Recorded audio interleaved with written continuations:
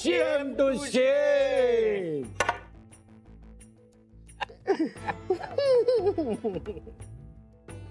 त्याचं कसं आहे राव अनिल, हुकलं काहीतरी. एक मिनिट. राव अनिल नाही राव अनिल नाही काय राव उलटी पालटी म्युन्सिपाल्टी झाली होती सगळी. आज लक्षात आलं. राव अनिल नाही, अनिल राव. हा अनिल राव. जमलं अंगे आखी जमलं.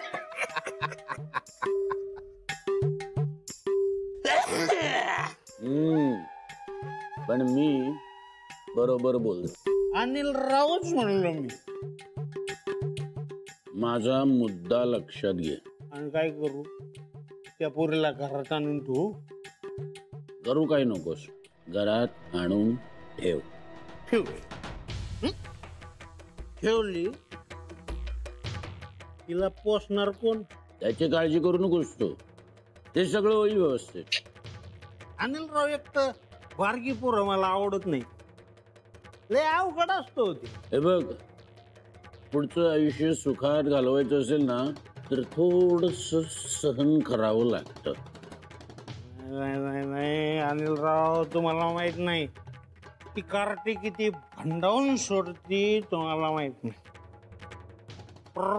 प्रॉब्लेम काय होईल माहिती का? मी तिला घरी घेऊन जाईन, ती घरात गेली तर काय म्हणणार? राहणार. मग म्हणणार मला माझ्या आईला भेटायचंय. तिची आई कुठून आणू? तिची आईच नाही, म्हणजे तिची आई नाही येणार. मग ती रडायला लागणार, मग माझं डोकं टाकणार. मग मी तिला 2 कानाखाली लावून घेणार, मग ती अजून नरडं फाडणार, अजून रडणार. मग माझं टाळकं अजून सरकणार. मग मी तिला अशी तुडावली की मग ती अजून रडणार. एवढी रडणार का शेजारी पाजारी गोळा. सगळ्यांना कळणार की मी त्या कार्टीला मारलं. तुम्हाला तर माझा विनम्र स्वभाव माहितच आहे. माझ्या या स्वभावामुळं माझं शेजारी पाजारी कोणाशी जमत. ते सगळेजण मला पाण्यात बघते, म्हणून माझी सगळीकडे छितो होणार.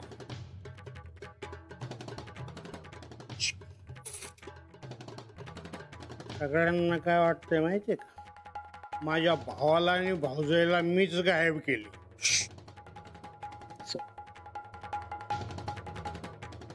त्यांना असं वाटतं त्या दोघांचा मर्डर केलाय मी, मर्डर. मग गेलायस का तू तसं?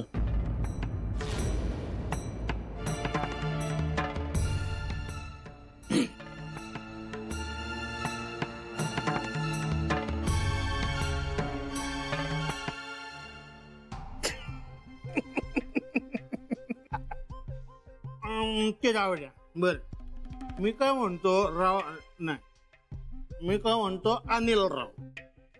तुम्ही काय म्हणता त्या पुरीला घरी आणलं, तिचा खर्च कोण करणार? प्रॉब्लेम आहे का नाही? प्रॉब्लेम जाऊ द्या ना. सुंठी चावून खोकला चावून कस काय असं? खुंटी नाही, सुंठी नाचून ठरवलं. नाचून मी नाही, चावून नसतं जाऊ द्या ना. सुंठी चावून नाचून खोकला गेला म्हणजे कसं? आता आपण कशाला म्हणायचं आ बैल मुझे मारा? कशाला? विलासराव, तुम्हाला आता धड नीट बोलता पण येत नाही. कशाला उगाच म्हणी ऐकवत आहे? त्याचं का, आपण एकदा घेतली ना तर मग दारूच बोलायला लागते. बस, आपण उद्या बोलूया. आता तू शुद्धीत नाहीस. शुद्धीत नाही? मी शुद्धीत नाही? I am okay. अहो, आपल्याला ती शिजरत नाही, तर इंग्रजीचे काय विषयात आहे 1 2 5 6 ABCD Z7 5 भारी का नाही इंग्लिश आपली इंग्लिशला भारी बोलतो रावाने मला आपण बरोबर आहे रावाने तुम्ही राव आणि मग आणि तुम्हाला वाटतं की फेल झालो अजिबात नाही साधे सुधे दररोज फेल होणारा माणूस आपण राव अनिल अनिल राव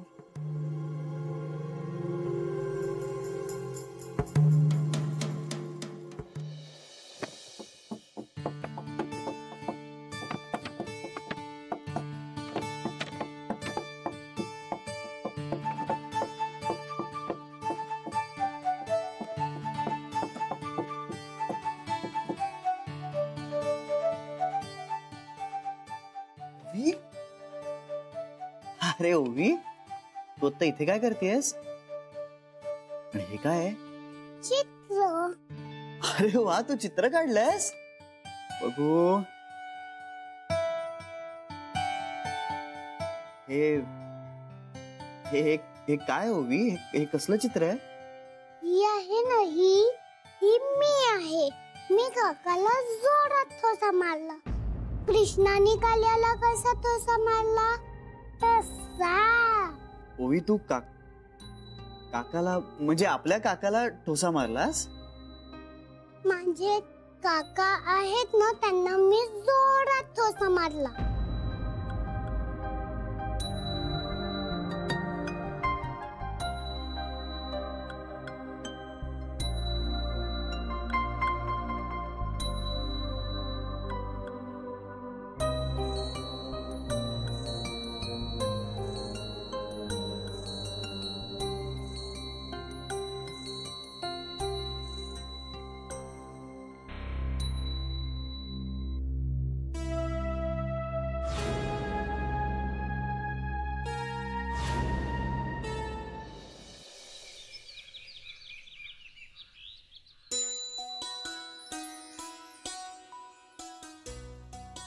नैवेद्य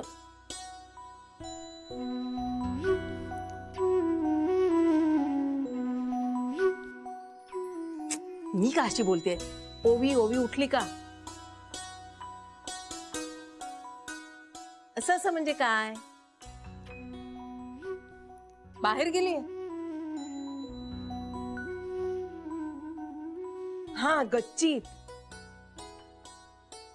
नीट सांग सरे अगं बाई झोपलीये ती जान्हवीच्या खोलीत अगो बाई मग तू काय करत होतीस तेव्हा बघत होते ताई अर्थात झोपले होते मी कळलंच नाही ग मला हो ग तिला जान्हवीची सवय झाली ना आता नाही म्हणजे आपल्या सगळ्यांच्या आधीपासून तिला ओळखते ना त्यामुळे तिथे बरं वाटत असेल तिला अगं पण घाबरवलं ना मला ठमाबाईंनी अगं मी ना दाराची कडी लावली होती वरची हा मग हो ना तिला दार उघडता आला नाही तर खुर्ची घेऊन उघडली ना कडी तिने बहुतेक देवा मी सकाळी उठले बघितले तर ही नाही धाबं दणाणलं माझं श्रीला सांगायला म्हणून गेले बघते तर तिथे शांतपणे पलंगावर झोपली होती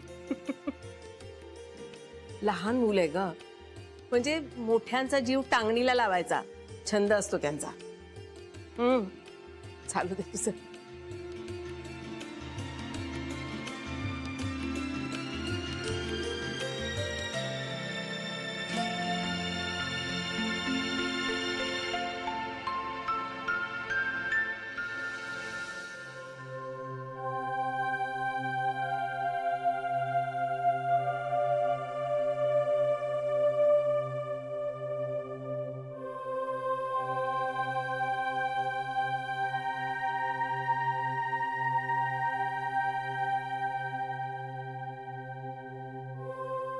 जानवी ओवीला हे असं चित्र काढावंसं का वाटलं असेल ग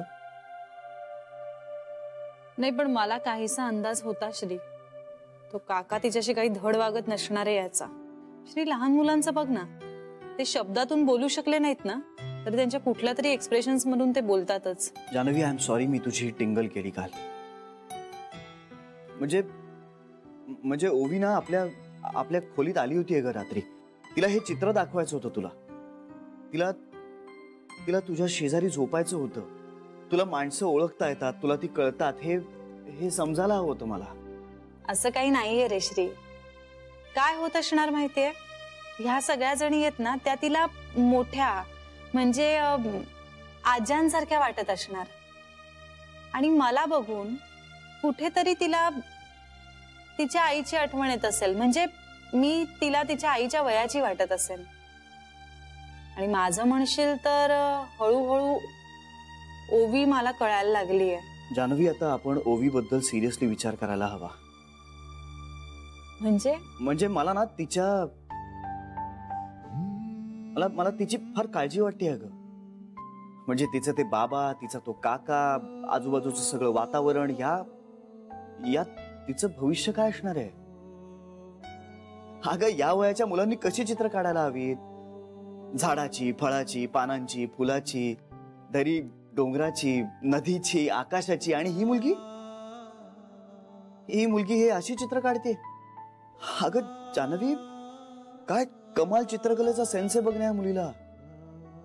हिला आपण चित्रकलेचं शिक्षण दिलं पाहिजे. हिच्या अंगी असलेल्या कलागुणांना आपण वाव दिला पाहिजे. एक सेफ सिक्युअर वातावरण तिला मिळालं ना की एक हुशार मुलगी म्हणून वाढेल ती. आपण तिला देऊया, तिला हवं ते वातावरण देऊया.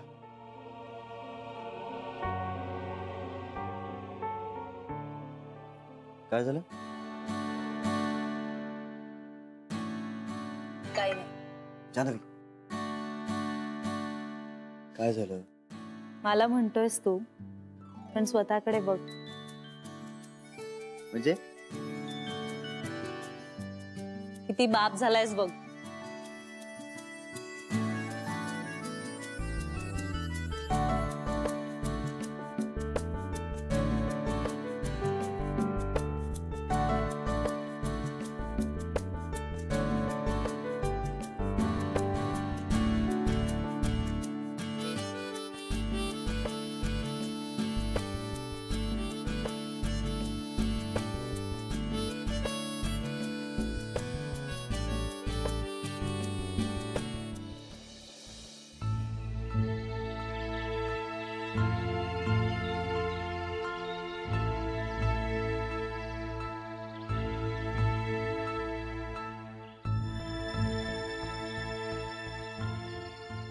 एवढा विचार करून दात करायला लागलात ना तर दात अदृश्य होईल. काय असं म्हणता? पटतंय का? नाही पटत नाही, पण कळतंय. पण मी काय म्हणतो, जर तुम्ही म्हणता तसं नाही घडलं तर? नाही झालं तर होऊन होऊन काय होईल? काय होणार? अहो वांदा होईल ना माझा. ती पोरगी येऊन बसून टकुऱ्यावर माझ्या. म्हणजे जे पाहिजे ते गेलं, जे नको ते येऊन गळ्यात पडलं, असं व्हायचं माझ्या. बरं ती पोरगी येऊन गळ्यात पडली तर तिला सांभाळणार कोण? खाऊ पिऊ काय घालू? तिची जबाबदारी तुम्ही घेणार आहेत का? मी कशाला घेऊ? माझा काय संबंध? म्हणजे अहो तुमचा आणि माझा संबंध हा फक्त मैत्रीपुरता. अहो 4 सल्ले द्यायचं एवढंच माझं काम. आता अंगाशी यायला लागलं की तुमचं तुम्ही बघा. म्हणजे अहो रिस्क ही असतेच ना कशातही. बुमरँग होऊ शकतं. मग असं कसं करणार आता? नको नको नको आपल्याला. अहो काय एवढा धीर सोडताय तुम्ही? सोडून देऊ नका. काय रिस्क प्रत्येक ठिकाणी असते. आंदोलन, तुमच्या आंदोलनातही असते की नाही रिस्क? काय आंदोलनात यात कसली रिक्स? म्हणजे हेच की आपण आंदोलन करतो एखाद्याच्या विरोधात आणि त्यांनी जर लोटांगण घातलंच नाही आणि पोलिसांना बोलवलं, मग काय आलंच आपल्या अंगाशी ना. आहे की नाही? ती पण एक रिस्क. आम्हाला काय त्याचं? आम्हाला काय? ज्याने आंदोलन करायला सांगितलं ते त्यांचं ते बघून घेतील. आपलं काम काय? जाऊन फक्त नरडी सुकवायचं बस. बाकी जबाबदारी कोणाची? किशोर साहेबांची. त्यांचं ते बघून घेतील. तिथं ते जशी जबाबदारी घेते तशी इथं जबाबदारी कोण घेणार? मी घेतो जबाबदारी. मग तर झालं. तुम्ही आधी पुढे तर व्हा. अहो जबाबदारी घ्यायला मी येतोच ना. काही काळजी करू नका. आणि एक मिनिट, मी जर म्हणतोय तसंच झालं तर अहो बघ, वंदीन चरण आणि घालीन लोटांगण तुमच्या पायाशी. मग आत्तापासूनच सुरू करा प्रॅक्टिस लोटांगण घालण्याची. घ्या, आपण कायम तयार असतो लोटांगण घालायला. फक्त आठ एकच आहे, सगळं आपल्या मनासारखं घडलं पाहिजे. घालतो देवा लोटांगण.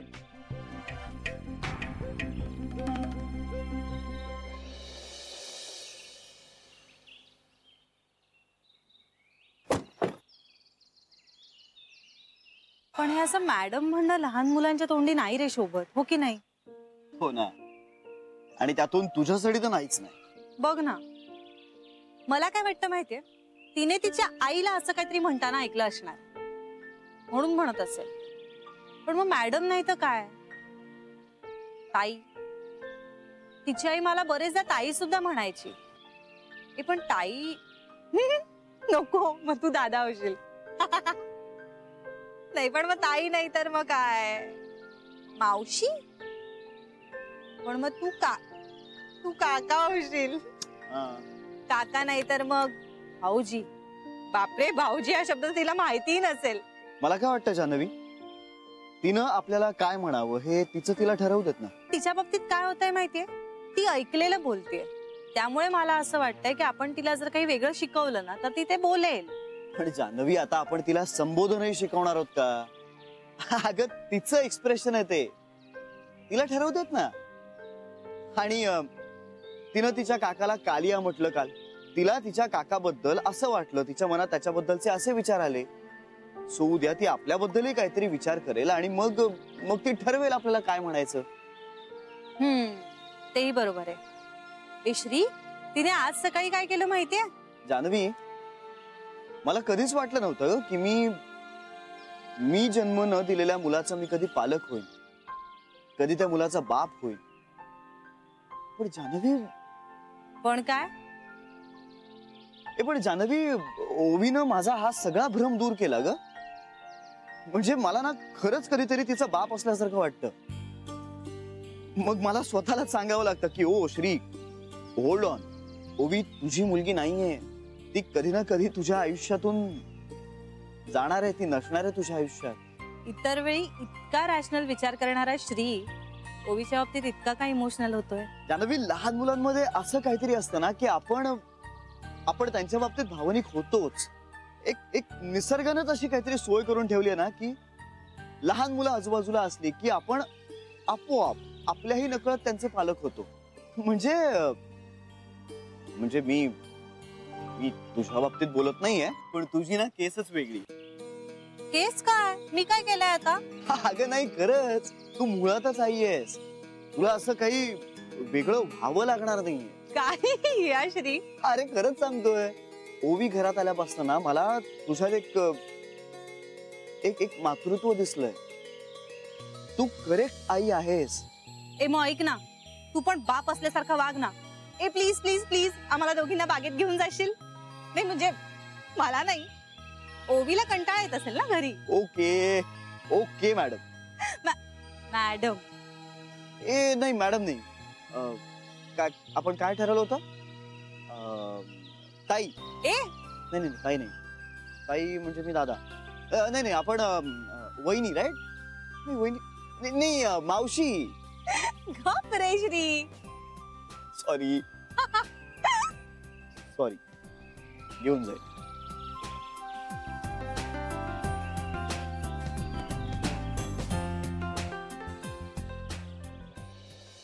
आई, अहो मी माळी काकांना सांगितलं उन्हाळ्यात चढवता तेवढं चढवू नका आता पाणी टाकीत. गारवा आहे की नाही हवेत, ऐकतच नाहीयेत. पण ते मी आता बोलवलंय त्यांना तुमच्याशी बोलायला. परवाच्या दिवशी सुद्धा असंच पाणी खूप वाहून गेलं. वेळेवर पंप बंद केला नाही त्याने. मी बोलते त्यांच्याशी. देताई मी नेते. झोपली बाई एकदाची. जेवतानाच असे डोळे मिटत होते ना तिचे. पण जेवली का नीट? हो, छान जेवली. अहो भाऊजींच्या बरोबर आणि श्रीच्या बरोबर खेळली ना, इतका दंगा केला, दमली असेल त्यामुळे झोपली लगेच. श्रीचा फोन आला होता, संध्याकाळी ती दोघं ओवीला बाहेर नेणार आहेत फिरायला. बरं झालं, घरातच आहे, कंटाळली असेल बिचारी. हो ना. सरे त्यांच्या बरोबर ना खायला काहीतरी देऊया, एखादं फळही देऊया ओवीसाठी, आणि रात्रीसाठी खीर करूया बदाम घालून. ताई उद्या ओवीला देवळात नेऊ, अनायसे मंगळवार आहे.